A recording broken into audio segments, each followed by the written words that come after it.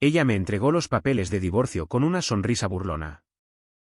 Yo dije, por fin, y firmé con una sonrisa. La expresión de su rostro me dijo que nunca esperó eso. Me llamó llorando semanas después. Mi esposa puso los papeles de divorcio frente a mí con una sonrisa burlona. Firmé sin dudarlo y le dije, por fin.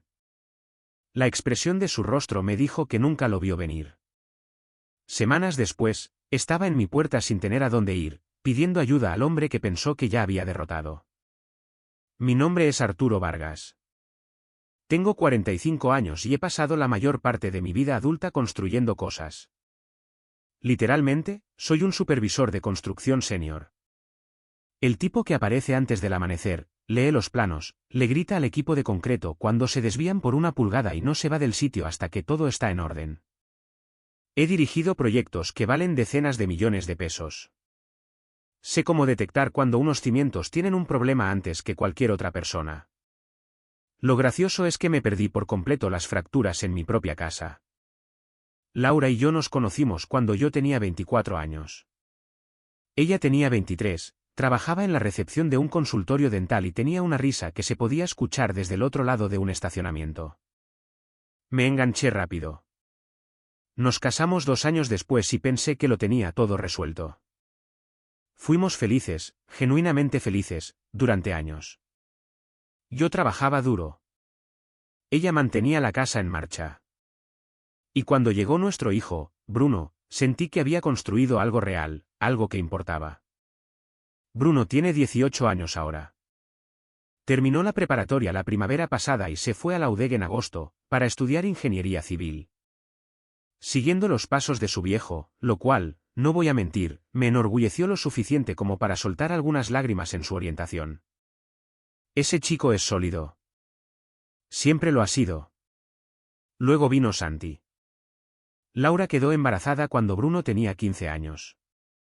Y mentiría si dijera que no fue una sorpresa.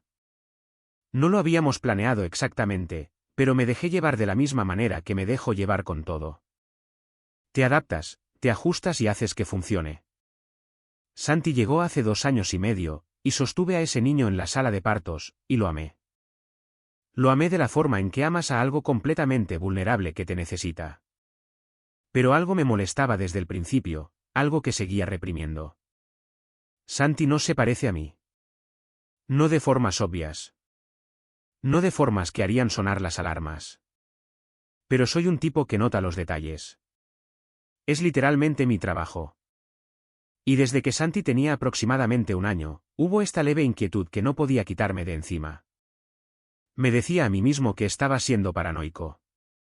Laura había estado diferente durante ese embarazo, más distante, más a la defensiva, pero se lo atribuía al estrés. Después de todo, tenía 40 años. Un embarazo sorpresa a los 40 años no es exactamente un paseo por el parque. Mientras tanto, yo seguía trabajando. Largas horas, largas semanas. Estaba supervisando un enorme desarrollo comercial en Tlajomulco, a unos 40 minutos de nuestra casa en Zapopan, Jalisco. Los días de 12 horas eran normales, a veces 16. Llegaba a casa, comía lo que quedara en la estufa y caía rendido en la cama. Laura decía que lo entendía. Decía las cosas correctas, pero dejó de preguntarme cómo me había ido en el día, y su teléfono comenzó a ir a todas partes con ella, al baño, a la habitación, boca abajo sobre el mostrador de la cocina. Empezó a salir más. Noches de chicas, las llamaba. Una clase de gimnasia los jueves. Una nueva amiga llamada Adriana que en realidad nunca conocí. Me di cuenta de todo. Simplemente no quería creer lo que estaba notando. El momento que puso fin a mi negación fue un martes de septiembre. Estaba en el chequeo pediátrico de los 18 meses de Santi. Laura me había pedido que lo llevara porque ella tenía un asunto de trabajo. La pediatra, la doctora Chávez, estaba revisando los análisis de sangre de Santi y mencionó su tipo de sangre de pasada. Tipo AB. Yo soy tipo O, Laura es tipo A. Me quedé sentado allí mientras la doctora Chávez seguía hablando, y no escuché absolutamente nada de eso porque sabía suficiente biología básica para entender lo que significaba el tipo AB cuando ambos padres eran O y A, respectivamente. Conduje a casa con Santi en el asiento trasero, con su pequeña mano envuelta alrededor de un camión de juguete, completamente ajeno a todo. Lo acosté para que durmiera la siesta, luego me senté solo en la mesa de la cocina y miré la pared durante mucho tiempo. No grité. No tiré nada. Solo tomé una decisión. Iba a averiguar exactamente qué estaba pasando, y estaría listo para lo que fuera que encontrara. Ordené el kit de prueba de ADN por internet esa misma noche. Laboratorio privado, empaque discreto, resultados de 7 a 10 días hábiles. Usé mi correo electrónico del trabajo y pedí que lo enviaran a la oficina del sitio de construcción en Tlajomulco. Nadie hace preguntas sobre los paquetes en un sitio de construcción. La mitad del tiempo, hay 3 o 4 entregas al día. Nadie se iba a dar cuenta. Mientras esperaba, hice lo que siempre hago cuando lidio con un problema que no puedo solucionar de inmediato. Trabajé. Me presentaba a las 6 todas las mañanas, caminaba por el sitio, revisaba la estructura en el ala este, firmaba las inspecciones. Mantuve mi rostro neutral y mi voz firme. Mi equipo de 32 hombres no tenía idea de que su supervisor se estaba desmoronando silenciosamente por dentro. Pero no solo estaba esperando. Estaba buscando. Empecé a revisar nuestros estados de cuenta bancarios conjuntos en línea, algo que no había hecho cuidadosamente en meses, tal vez más tiempo. No estoy orgulloso de eso. Me había vuelto perezoso con las finanzas, confiando en Laura para administrar las cuentas del hogar mientras yo me enfocaba en un trabajo. Gran error. Lo que encontré me revolvió el estómago. Durante los últimos 14 meses, había habido un patrón de retiros de efectivo. Siempre entre 5.000 y 12.000 pesos. Siempre en días en que Laura me decía que estaba haciendo mandados o reuniéndose con una amiga. 17 retiros en total. Los sumé 2 veces. 150.000 pesos. Desaparecidos. No había compras correspondientes en ninguna de nuestras cuentas. Ni recibos. Ni explicación. Me quedé pensando en ese número durante mucho tiempo. Luego indagué más profundo. Revisé los estados de cuenta de las tarjetas de crédito y encontré 2 cargos a un hotel en Guadalajara, un Marriott en el centro, ambos en noches de semana con unos 8 meses de diferencia. Durante el primero, yo había estado trabajando en una inspección de turno nocturno en Tlajomulco. En el segundo, Laura me había dicho que se quedaría en casa de su hermana en Tlaquepaque porque su hermana había estado enferma. Recuerdo ese fin de semana. Le había preguntado cómo se sentía Carmen. Ella me había dicho, mejor. Gracias por preguntar. Cerré la computadora portátil y me fui a la cama. No dormí.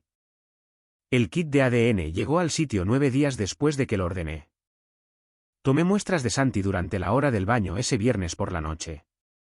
Laura había salido a lo que ella llamaba un club de lectura, que ahora yo entendía que significaba algo completamente distinto. Santi se reía y me salpicaba agua mientras yo pasaba el hisopo por su mejilla. Completamente feliz, completamente ajeno.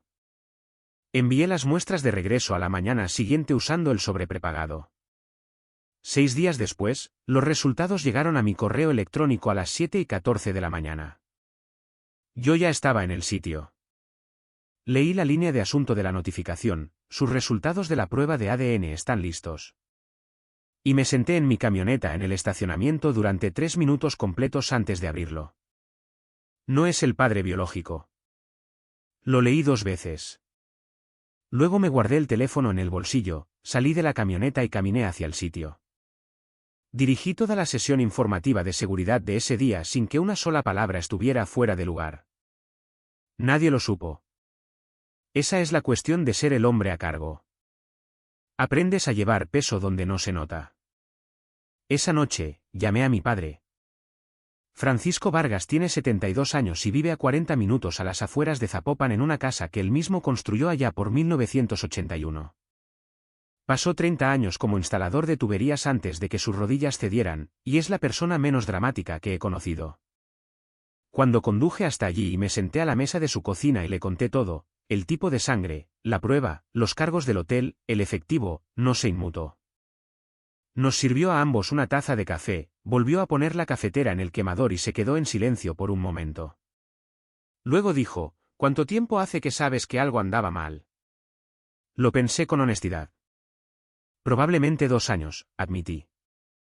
Asintió lentamente, como si eso confirmara algo que ya había sospechado.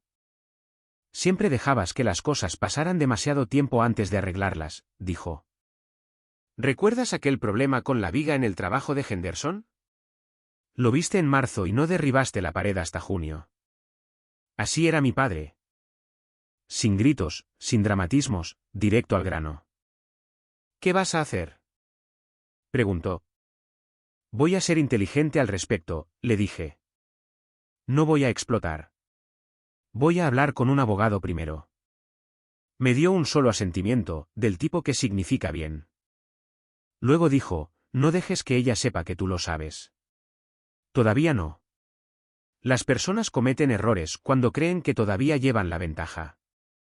Conduje a casa esa noche con las palabras de mi padre asentadas en mi pecho como lastre, firmes, dándome equilibrio. A la mañana siguiente, llamé a Diana Robles. Un colega mío en la empresa la había contratado 2 años antes durante una disputa de propiedad. Había dicho que ella era afilada como una cuchilla y el doble de tranquila. Su oficina estaba en el centro de Guadalajara, y ella accedió a verme ese jueves. Cuando me senté frente a su escritorio y expuse todo, los resultados de la prueba, los registros bancarios, los cargos del hotel, no pareció sorprendida. Simplemente escuchó, tomó notas en una libreta legal amarilla. Y cuando terminé, levantó la vista y dijo, hiciste lo correcto al venir aquí antes de decirle una palabra a ella. ¿Cuál es mi posición? Pregunté. Fuerte, dijo. Mucho más fuerte de lo que ella cuenta. Se reclinó en su silla. Esto es lo que quiero que hagas. Sigue actuando con normalidad. Deja que crea que ella dirige este espectáculo. Mientras ella piensa que está poniendo la mesa, nosotros vamos a quitar silenciosamente cada pieza de ella. Salí de la oficina de Diana esa tarde sintiendo algo que no había sentido en semanas, en control. El jueves después de reunirme con Diana, estaba en el sitio revisando el papeleo de entrega de acero cuando sonó mi teléfono. El nombre de Bruno iluminó la pantalla. Él usualmente llamaba los domingos por la noche. Esa era nuestra rutina desde que se había ido a la UDEC. Una llamada un jueves por la tarde en octubre significaba que algo andaba mal. Me alejé del equipo y respondí. Hola, papá.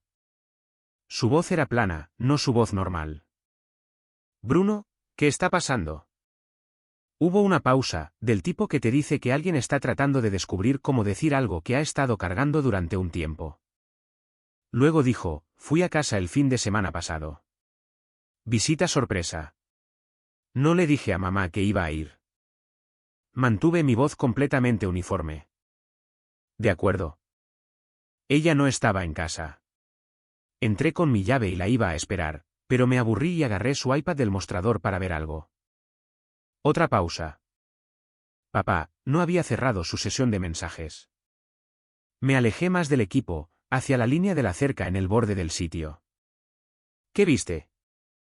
¿Suficiente? Su voz era tensa.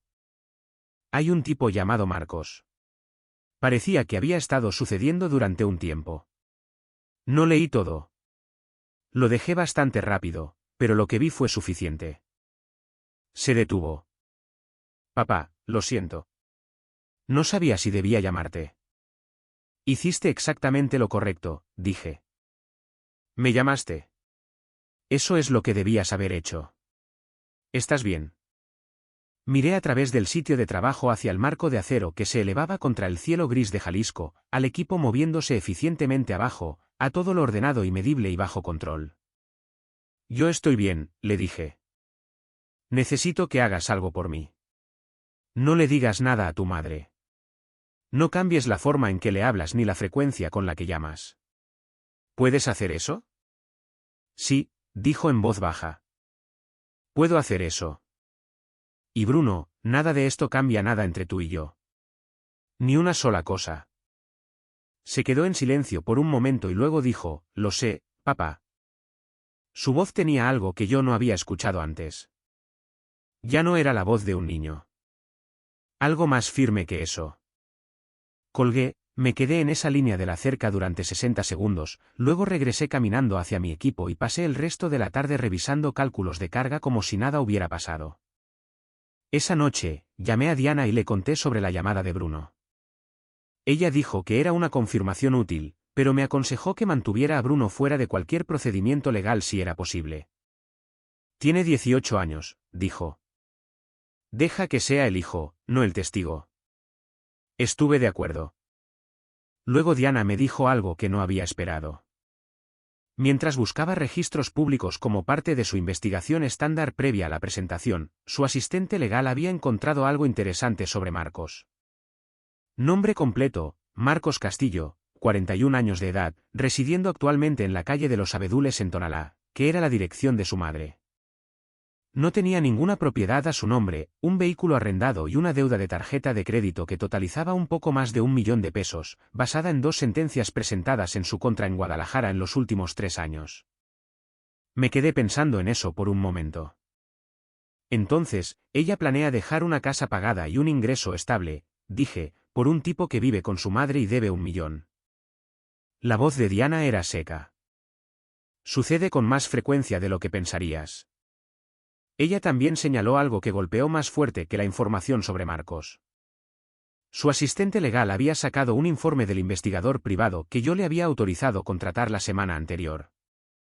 El investigador había realizado verificaciones de antecedentes y cruzado algunos registros financieros. La conclusión: el hombre con más probabilidades de ser el padre biológico de Santi no era Marcos Castillo. Había una tercera persona, un hombre llamado Ricardo Durán, de 44 años de edad, casado, padre de 3 hijos, que trabajaba como estimador de proyectos senior en una empresa de construcción de la competencia en Guadalajara, Constructora del Bajío. Él y Laura aparentemente habían coincidido en un evento de contactos de la industria hace unos 3 años. Tuve que leer ese párrafo del informe 2 veces. Marcos ni siquiera era el hombre correcto. Laura no me había traicionado solo una vez. Ella había estado manejando 2 situaciones separadas mientras yo trabajaba días de 12 horas para pagar la hipoteca. Conduje a la casa de mi padre esa noche sin llamar con antelación. Francisco estaba en su porche trasero con una taza de café, mirando cómo la línea de árboles se oscurecía. Me senté frente a él y le conté sobre Ricardo. Se quedó en silencio por mucho tiempo.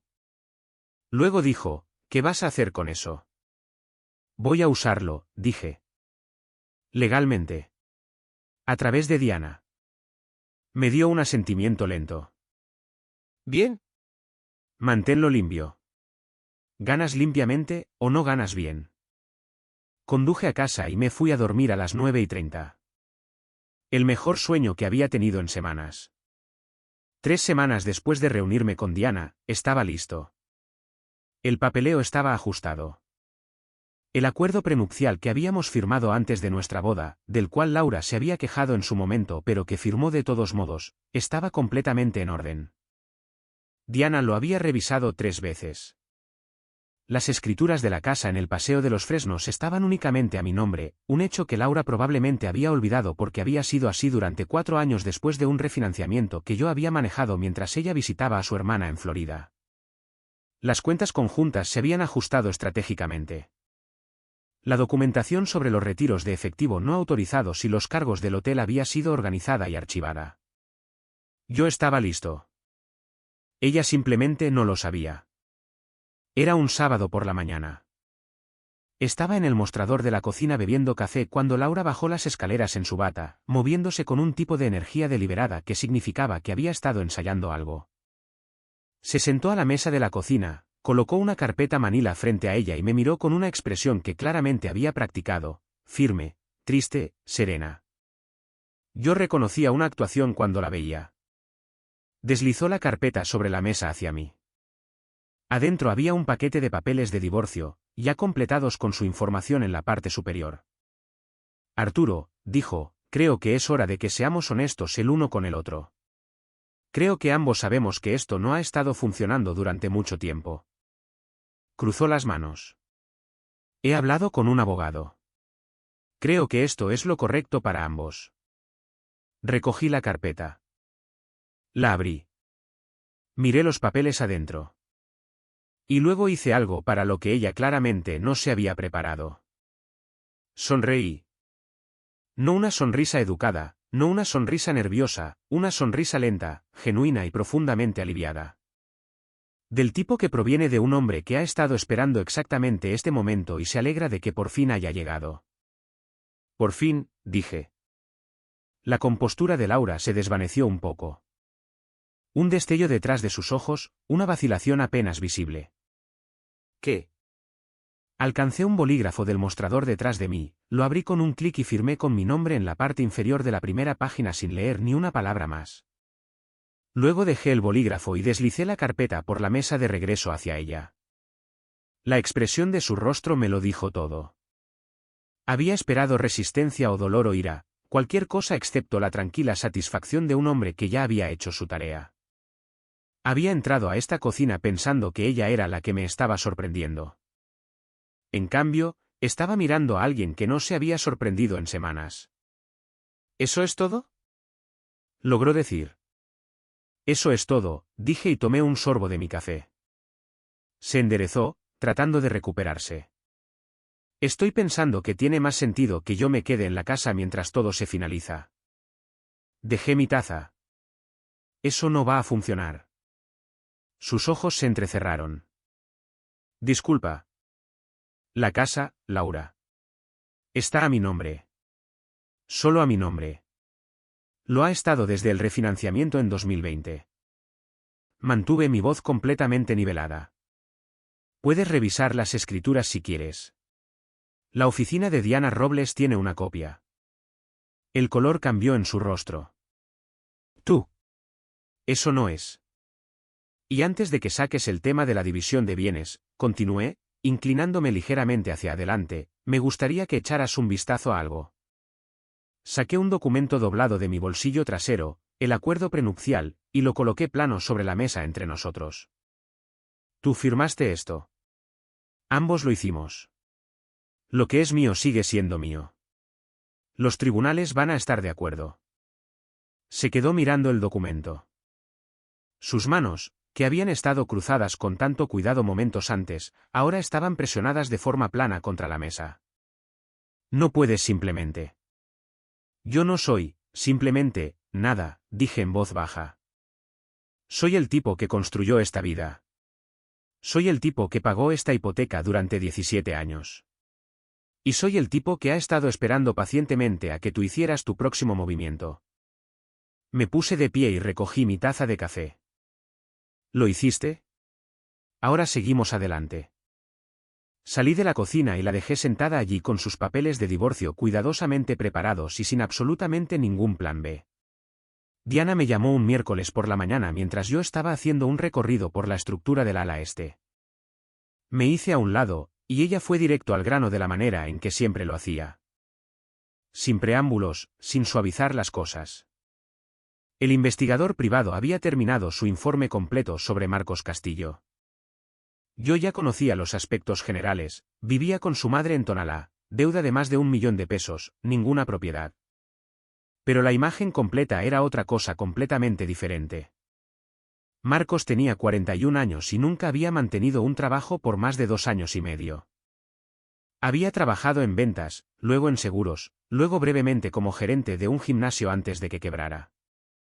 Actualmente se presentaba a sí mismo en las redes sociales como un consultor de negocios, lo cual el investigador notó que parecía significar que no tenía un empleo registrado actualmente.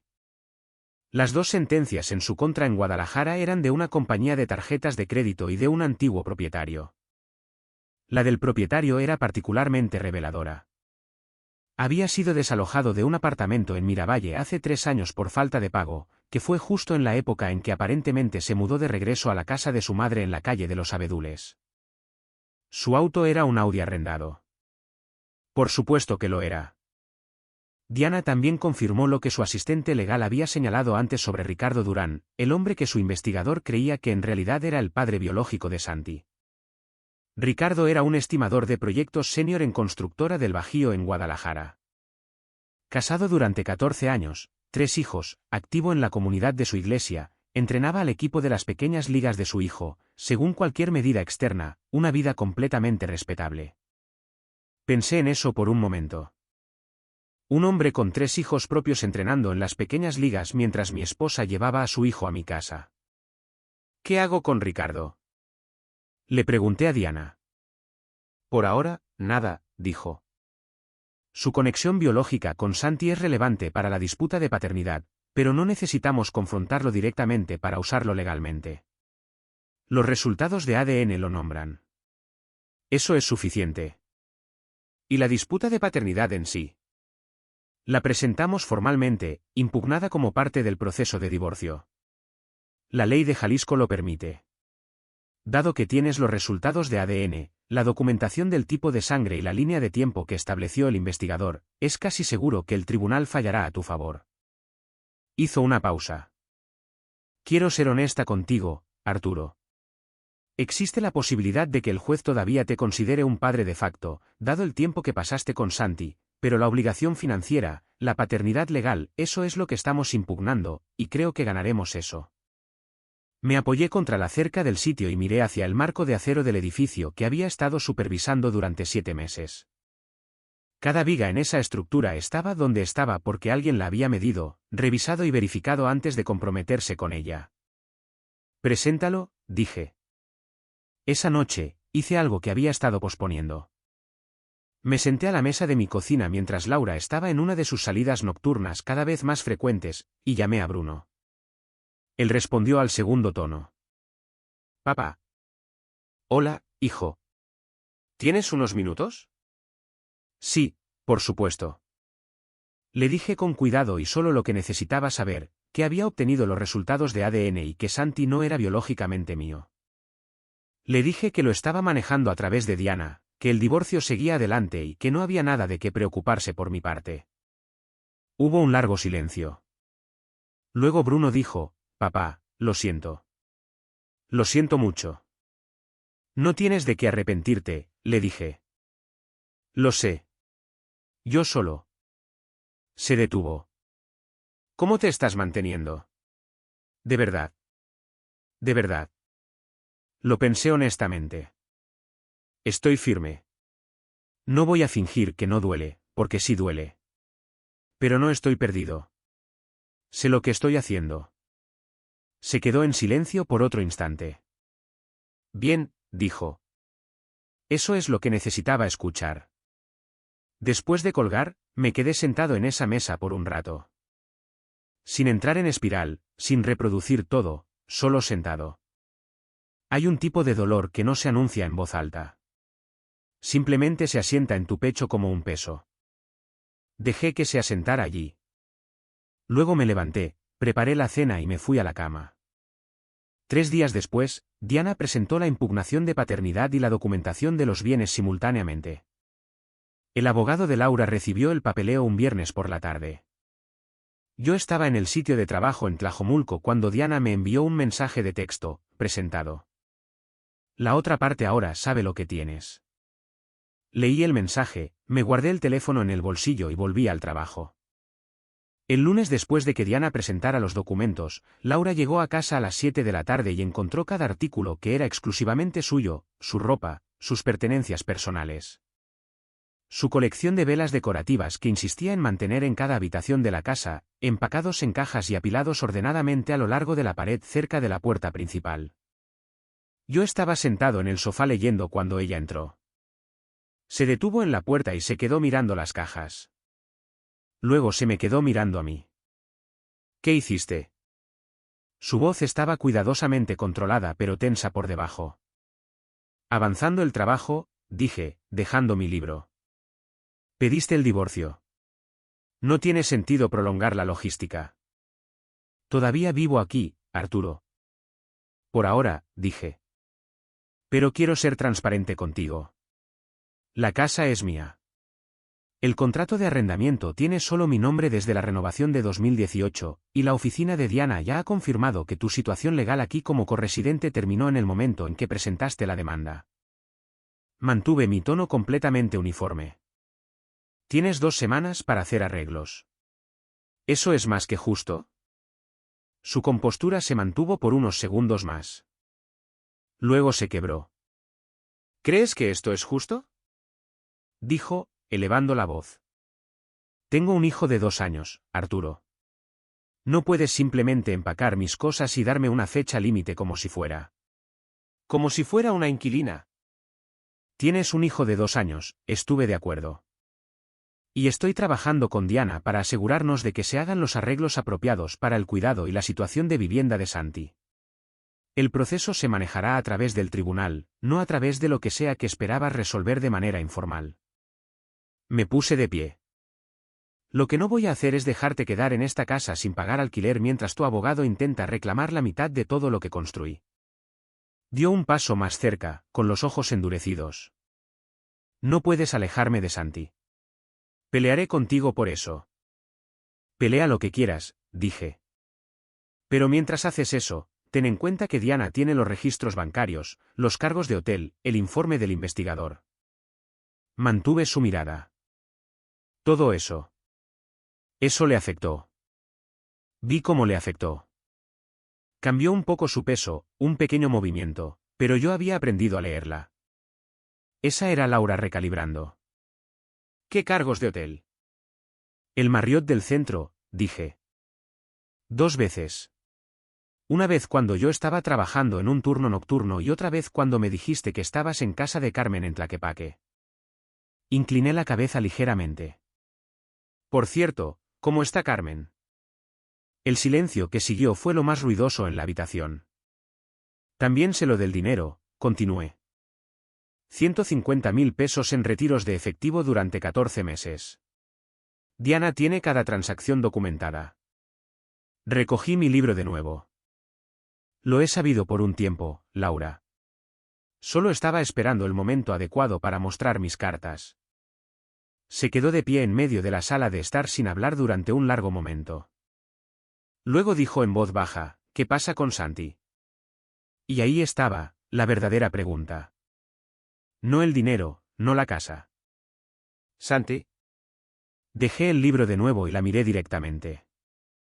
Amo a ese niño, dije, y me refería a cada palabra. Lo he amado desde el día en que nació. Nada de lo que hay en esos documentos cambia eso en mi corazón. Mantuve mi voz firme.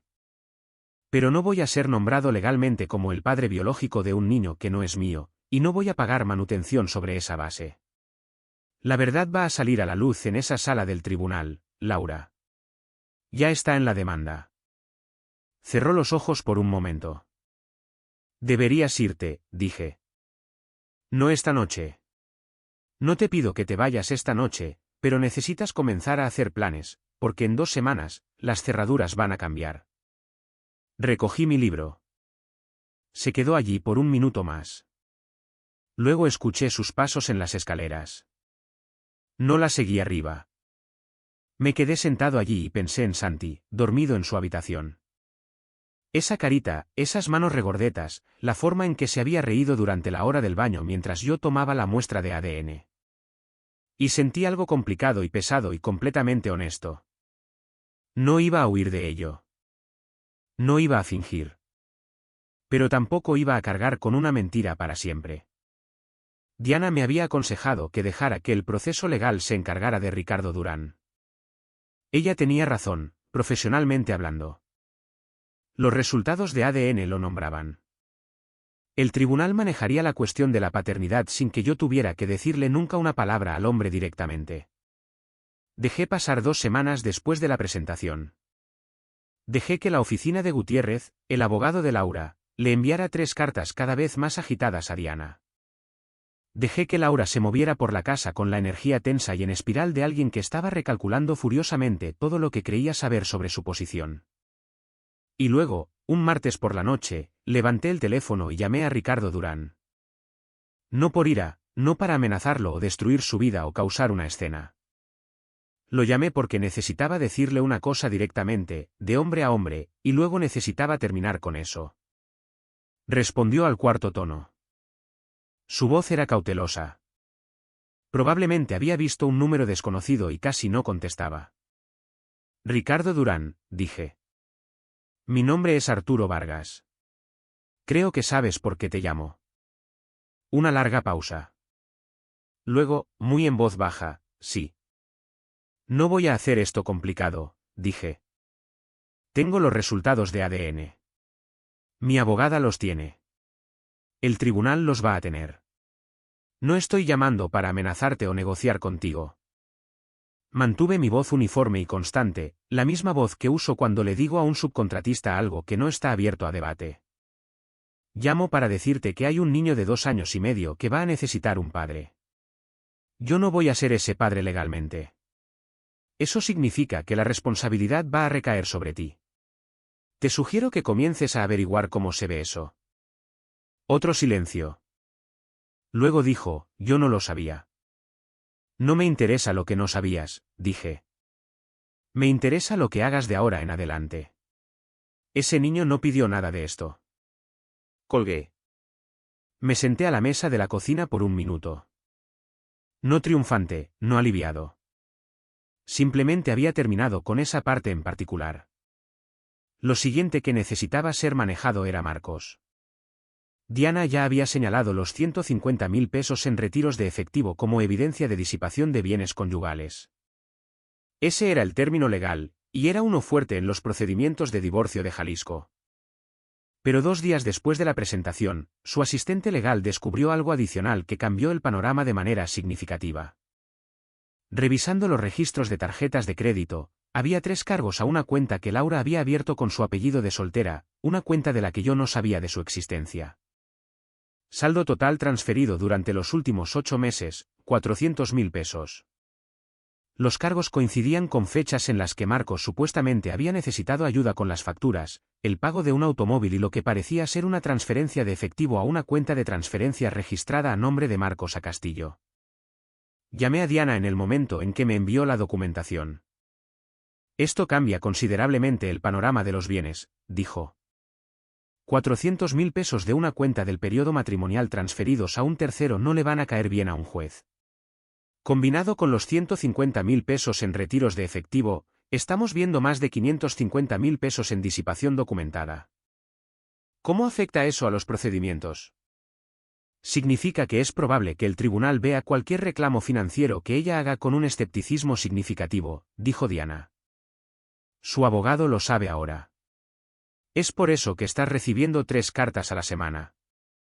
2 días después de esa conversación, sucedió algo que yo no había anticipado. Marcos desapareció. No literalmente. No se desvaneció de la faz de la tierra. Pero Laura bajó las escaleras un jueves por la mañana con aspecto de no haber dormido, se sentó a la mesa de la cocina con el café enfriándose frente a ella y no dijo nada durante 20 minutos. Pasé por ahí, me serví mi propio café y pregunté casualmente si todo estaba bien. Me miró con una expresión que nunca antes había visto en su rostro. Ni ira, ni cálculo, solo la mirada cruda y expuesta de alguien a quien le acaban de quitar el suelo debajo de los pies. Marcos no, nosotros no. Se detuvo, comenzó de nuevo. Cambió su número. No dije nada. Él simplemente dejó de devolver mis llamadas. Y luego su número fue desconectado. Y yo. Apretó los labios. Levanté mi taza de café. Siento escuchar eso, dije, y lo dije en la forma distante en que te refieres a algo que siempre fue inevitable. Luego salí de la cocina y la dejé sentada allí. Esa noche, llamé a Bruno. Él respondió de inmediato. Le conté sobre los 400.000 pesos, sobre la desaparición de Marcos, sobre la situación con Diana. Lo mantuve fáctico y tranquilo. Cuando terminé, Bruno se quedó en silencio por un momento. Luego dijo, ella me envió una carta, papá. ¿Tu madre? Sí, la semana pasada. 3 páginas. ¿Explicó todo, o lo intentó? Dijo que estaba confundida. Dijo que había cometido errores. Dijo que esperaba que yo lo entendiera algún día. Hizo una pausa. No le he respondido. Esa es tu decisión, le dije. Completamente tuya. Lo sé, dijo. Solo que no estoy listo. Tal vez algún día, pero no ahora mismo. Otra pausa. Llevé la carta a tu casa. La dejé en tu buzón. Pensé que debías leerla. Fui al buzón después de que colgamos. El sobre estaba allí, sellado. El nombre de Bruno con la letra de Laura en el frente. Lo había deslizado sin abrir, devuelto al remitente a su propia manera. Lo llevé adentro, lo puse en el mostrador y lo miré durante mucho tiempo. Luego lo puse en el cajón de la cocina y lo dejé ahí. No porque tuviera miedo de lo que había en ella, sino porque algunas cosas no necesitan ser leídas para ser comprendidas. Santi cumplió 3 años un jueves de noviembre. Yo sabía que la fecha se acercaba. Había sido consciente de ello de la misma manera en que eres consciente de un sistema de tormentas que se aproxima. Lo rastreas en el horizonte. Haces tus preparativos y decides de antemano cómo vas a manejarlo cuando llegue. Laura se había mudado 11 días antes. Estaba alquilando un apartamento de una habitación en el este de Guadalajara. Temporal, le había dicho su abogado a Diana, mientras descubría sus próximos pasos. Se había llevado sus cajas, su auto y cualquier arreglo que hubiera improvisado para el cuidado de Santi durante la transición. La casa se sentía diferente sin ellos. Más silenciosa. No vacía, exactamente. Solo libre de algo que había estado ocupando espacio. El cumpleaños de Santi cayó un jueves, que era uno de los días de custodia de Laura bajo el acuerdo provisional que Diana había negociado. Yo lo tenía los lunes, miércoles y cada 2 fines de semana. Un arreglo que era temporal, a la espera del decreto de divorcio final, pero uno que el tribunal había aprobado. Podría haber encontrado una razón para pasar por allí. Era su cumpleaños. Nadie lo habría cuestionado. No fui. No fue crueldad. No fue indiferencia. Fue el tipo de decisión más difícil, el tipo en el que sabes que lo que se siente correcto en el momento no es lo correcto a largo plazo. Diana había sido clara. Presentarme en el apartamento de Laura sin ser invitado en un día de custodia, incluso para un cumpleaños, enturbiaría las aguas legales. Le indicaría al tribunal que los límites no se estaban respetando. Y en este momento, los procedimientos legales eran lo único que se interponía entre mí y un fallo que me costaría mucho más que una sola visita de cumpleaños. Así que en cambio, conduje a la casa de mi padre. Francisco estaba en el garaje cuando llegué, trabajando en la reparación de un motor pequeño, la cortadora de césped de un vecino, algo que hacía ocasionalmente solo para mantener sus manos ocupadas. Levantó la vista cuando escuchó mi camioneta. Pensé que podrías venir hoy, dijo. Me senté en el taburete del banco de trabajo y lo miré trabajar durante un rato sin decir nada. El garaje olía a aceite y metal y a serrín, el mismo olor que había tenido toda mi vida. Había algo en eso que me daba estabilidad. Después de unos minutos, Francisco dejó la llave inglesa y me miró. ¿Cómo te estás manteniendo? Es su cumpleaños, dije. Debería estar allí. Sí, dijo Francisco simplemente. Deberías. Y no lo estás. Y eso es por las decisiones que ella tomó, no por las decisiones que tú tomaste. Volvió a recoger la llave inglesa. Eso no lo hace más fácil, pero es cierto. Nos quedamos en ese garaje durante 2 horas. Terminó la cortadora de césped. Lo ayudé a reorganizar la pared de herramientas, algo que habíamos estado queriendo hacer durante meses.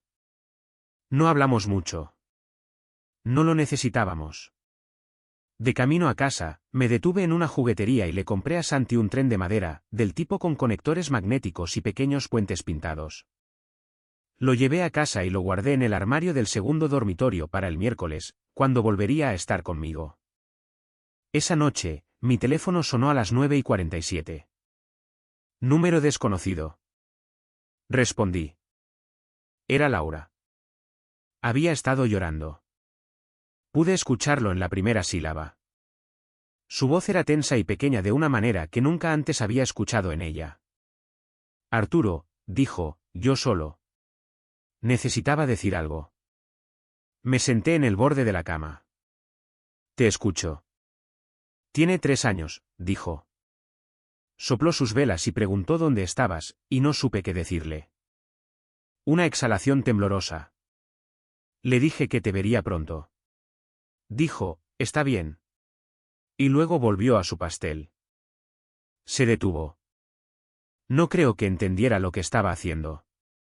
No creo que entendiera lo que en realidad estaba desarmando hasta que ya estuvo desarmado. No dije nada por un momento. Te escucho, dije finalmente. Arturo. Laura, dije, me alegro de que llamaras. Me alegro de que dijeras eso. Pero es 2 semanas demasiado tarde y 550.000 pesos demasiado tarde y una prueba de ADN demasiado tarde. Mi voz se mantuvo en silencio. No dura, solo honesta. Santi preguntó dónde estaba yo. Estaré ahí el miércoles. Eso es lo que puedo darte en este momento. Un largo silencio. Luego, está bien, dijo, apenas por encima de un susurro. Buenas noches, Laura. Dejé el teléfono y me senté en el silencio de la casa durante mucho tiempo. Afuera, un viento de noviembre se movía a través de los árboles a lo largo del paseo de los fresnos. Adentro, todo estaba quieto. Pensé en Santi en una mesa de cumpleaños, preguntando dónde estaba yo, y me permití sentir cada parte de eso. La fecha del tribunal se fijó para el segundo jueves de diciembre. Diana había pasado las 3 semanas anteriores preparándose con el tipo de precisión enfocada que me recordaba a los mejores gerentes de proyectos con los que había trabajado a lo largo de los años, personas que pensaban 10 pasos adelante. Anticipaban cada objeción y entraban en una habitación sabiendo más que todos los demás en ella. Confiaba completamente en ella. Esa confianza se la había ganado. La mañana de la audiencia, me puse mi buen traje color carbón, el que usaba en presentaciones de hitos de proyectos y reuniones de preconstrucción con inspectores de la ciudad. No iba a entrar a esa sala del tribunal luciendo como un hombre que había sido derrotado. Me afeité, preparé café y conduje al centro de Guadalajara en el tipo de silencio enfocado que usaba para calmarme antes de los días difíciles en el trabajo. Laura ya estaba allí cuando llegué, sentada con su abogado, un hombre llamado licenciado Gutiérrez, de unos 40 años de edad, el tipo de abogado que compensaba un caso débil con una voz fuerte. Laura estaba vestida con cuidado. Sus ojos se encontraron con los míos a través de la habitación por un segundo, luego bajaron. Me senté junto a Diana, y ella se inclinó y me dijo en voz baja, «Estamos en buena forma. Déjame hablar a mí». Asentí. Ese era el plan. El licenciado Gutiérrez comenzó con la posición de Laura, que ella tenía derecho a una distribución equitativa de los bienes conyugales, que había sido la cuidadora principal de ambos niños durante el matrimonio y que la impugnación de paternidad era punitiva y sin mérito. Fue hábil al respecto, se lo reconozco. Diana lo desarmó pedazo a pedazo. Presentó el acuerdo prenupcial, firmado y notariado, totalmente exigible bajo la ley de Jalisco. Presentó las escrituras de la propiedad, únicamente a mi nombre desde el refinanciamiento de 2020. Presentó los registros bancarios, 150.000 pesos en retiros de efectivo durante 14 meses. Presentó el descubrimiento de la cuenta secundaria con el apellido de soltera de Laura, 400.000 pesos transferidos a un tercero durante 8 meses. Presentó los recibos del hotel. Presentó el informe del investigador. Luego presentó los resultados de ADN. La jueza, una mujer a finales de sus 50 años, con lentes de lectura, que no revelaba absolutamente nada con su expresión, revisó cada documento por turno. El licenciado Gutiérrez objetó 3 veces. La jueza no sostuvo ninguna de ellas. Sobre la cuestión de la paternidad, la jueza señaló que el Código Civil del Estado de Jalisco permitía la refutación de la presunción de paternidad con pruebas claras y convincentes. Los resultados de ADN, dijo ella, constituían exactamente eso. El padre biológico registrado debía ser corregido para reflejar los hallazgos reales. Mi paternidad legal fue disuelta formalmente. Sobre la cuestión de los bienes, la jueza revisó el acuerdo prenupcial, lo encontró ejecutable y falló en consecuencia. La casa seguía siendo mía. Mis ahorros personales seguían siendo míos. La cuenta conjunta matrimonial, lo que quedaba de ella después de los retiros de efectivo y las transferencias no autorizadas, debía dividirse, pero dada la disipación documentada, la parte de Laura se redujo proporcionalmente. El licenciado Gutiérrez hizo un último esfuerzo por la manutención del cónyuge. La jueza lo miró por encima de sus lentes de lectura y le dijo que no estaba dispuesta a otorgar manutención a una parte que de manera demostrable había disipado bienes conyugales. Le dio a Laura 30 días para desocupar cualquier propiedad personal restante de la casa. Todo terminó en 2 horas y 14 minutos. Diana reunió sus archivos y dijo, sin ceremonias, eso salió tan bien como podría haber salido. Me estrechó la mano. Fuiste paciente y estabas preparado. Eso es lo que ganó esto. Salí del Palacio de Justicia hacia una fría tarde de diciembre. El cielo era del tipo azul claro y nítido que solo se ve en invierno. Me quedé en los escalones por un momento y lo respiré. No me sentí triunfante. No tenía ganas de celebrar. Lo que sentí fue limpieza, como un sitio de trabajo después de que se ha pasado la última inspección y se ha firmado el papeleo y finalmente puedes pasar a la siguiente fase. Llamé a Bruno desde el estacionamiento. Está hecho, le dije. Una pausa. Luego, ¿cómo salió? De la manera en que se suponía, dije. La casa es mía. El fallo de paternidad salió a nuestro favor. Diana estuvo sobresaliente. Papá, dijo, y luego no dijo nada más por un momento. Solo esa palabra, con todo en ella. Bien, dijo finalmente. Eso es muy bueno. ¿Cómo van tus exámenes finales? Pregunté. Se rió, una risa sorprendida y genuina. Del tipo que surge cuando alguien hace una pregunta completamente normal en medio de un momento anormal.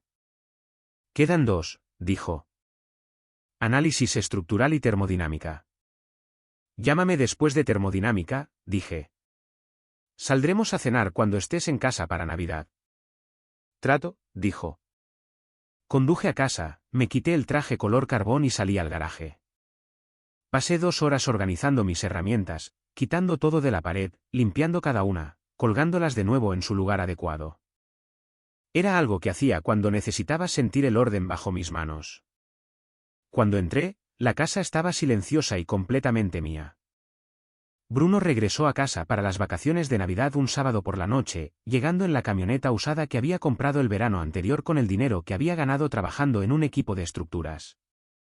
Se detuvo en la entrada de la casa, se bajó, y nos dimos la mano y luego nos abrazamos, el tipo de abrazo sólido y breve que se dan los hombres que no necesitan actuar su afecto. Se veía bien, más alto de alguna manera, o tal vez simplemente más erguido. La universidad le estaba sentando bien.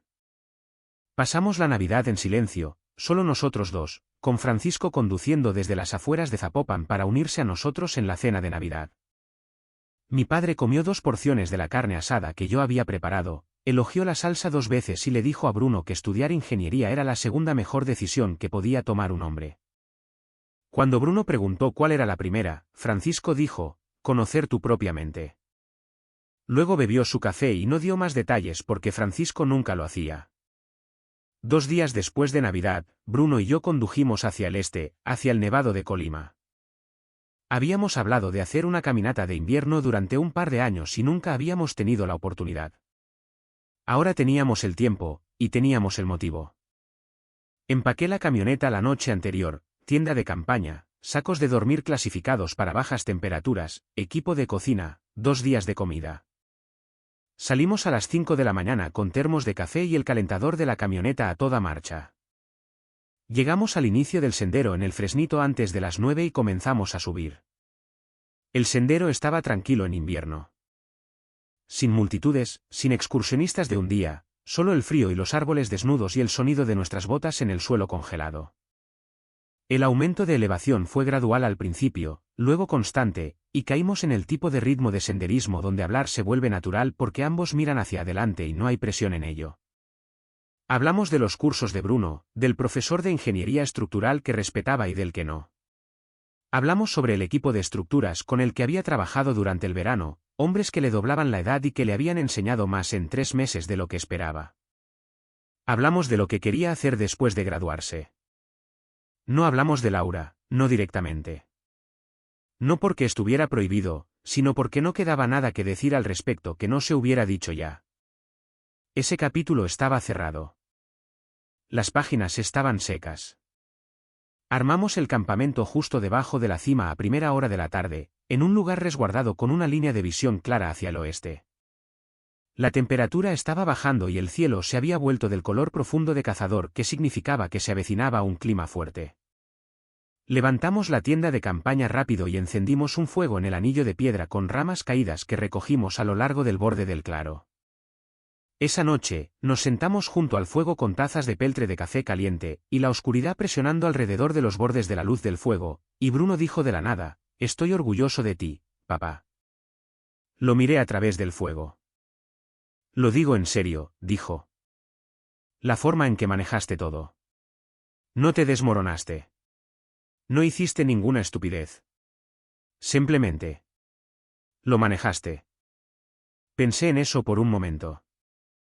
En las noches en la mesa de la cocina, en la oficina de Diana y en el Palacio de Justicia, y en la llamada a Ricardo. En el cumpleaños de Santi y en el tren de juguete en el armario, que le había dado en la primera visita del miércoles después de la audiencia, viéndolos sentarse en el piso y conectar las piezas con concentración completa y absorta. «Tenía buenas personas en mi esquina», dije. «Tú, Francisco, Diana». «Sí», dijo Bruno. «Pero tú aún tenías que ser el que lo cargara». Nos sentamos con eso por un rato. El fuego crujió y se movió. Un búho cantó en algún lugar de los oscuros árboles por encima de nosotros. «¿Qué pasa ahora?», preguntó Bruno. «Construimos algo nuevo», dije. «Eso es lo que haces después de que se limpia un sitio de trabajo. Construyes algo nuevo en él». Asintió lentamente, mirando el fuego. Luego dijo: «Me gusta eso». Nos acostamos alrededor de las 10.